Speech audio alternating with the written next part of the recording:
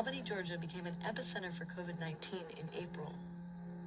Hundreds of cases were traced to 2 funeral services and led to one of the highest death rates in the country. It was like a tornado that nobody prepared for. Our churches weren't prepared for it. And before we knew it, people were dropping like flies. Pastor Orson Burton lost members of his congregation in the surge, including his wife's father. I can see the park. You can see the park? But we can't go to the park. No. Still not safe. Because the whole world is sick. Yeah. But we're praying that the world gets better. Right? On April 20th, Governor Brian Kemp announced small businesses could reopen, less than 3 weeks after enforcing a statewide shutdown. For the Burtons, the restart is too soon. Reopening is like a slap in the face. We've seen how coronavirus can hit our city, our family, our church, and it is not worth it. The harsh reality is there is no more business as usual. Pastor Burton is now on a mission to prevent a second spike. He's appealing to people who feel conflicted about returning to work. When the owner of the shop first told me we can go back, I was excited, But that day, I thought about it in my head, like, it don't feel right, It wasn't enough time to prepare yourself. Pastor Burton is doing outreach like this just about every day, with door-to-door visits and online sermons. My hope and my prayer is that you're still sheltering in place. And we know that even during this pandemic, God has given us resources. And he's not alone. Amen. Send up the emojis, send up the praises. Make some room in that living room. Church leaders across the city are telling members to stay home through live stream videos and drive-in services.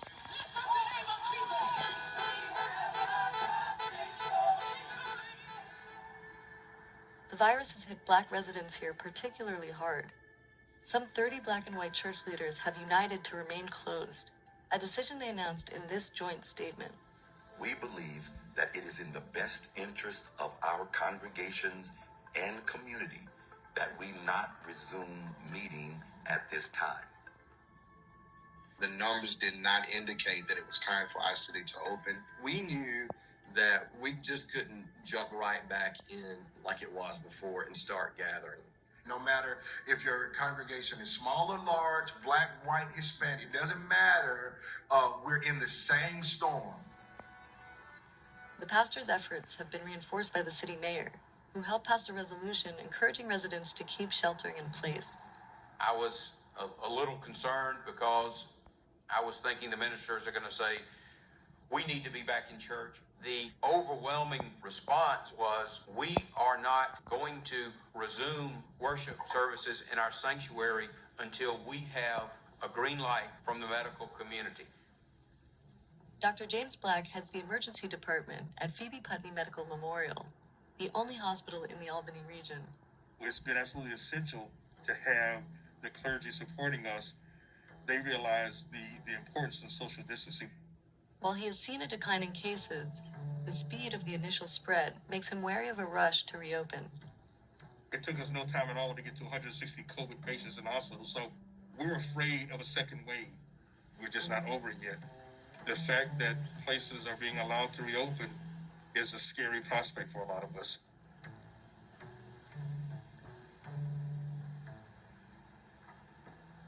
The shutdown has devastated small business owners throughout Southwest Georgia. Dougherty County, where Albany is located, has experienced a 4,500% hike in jobless claims since March. Many residents are now forced to decide between safety and their bottom line. At our salon in Albany, Georgia, we decided that we would go ahead and open up Friday after Governor Kemp said that we could. I am single and totally dependent on myself. And so far, I have not gotten a stimulus check because I am self-employed. I just didn't have a choice anymore.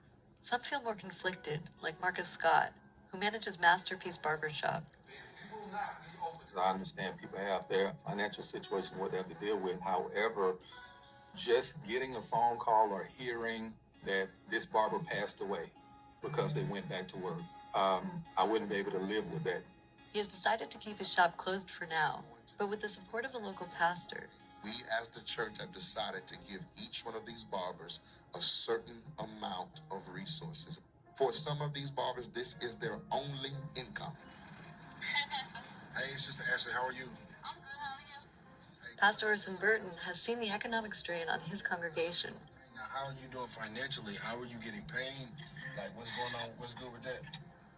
Okay, I'm good. I get unemployment. Everything has been falling in place. Be encouraged, keep pushing forward, and know that we're going to continue to stay with you and walk with you. Amen. As more members lose jobs and even return to work, he is doing whatever he can to make sure they move forward with caution.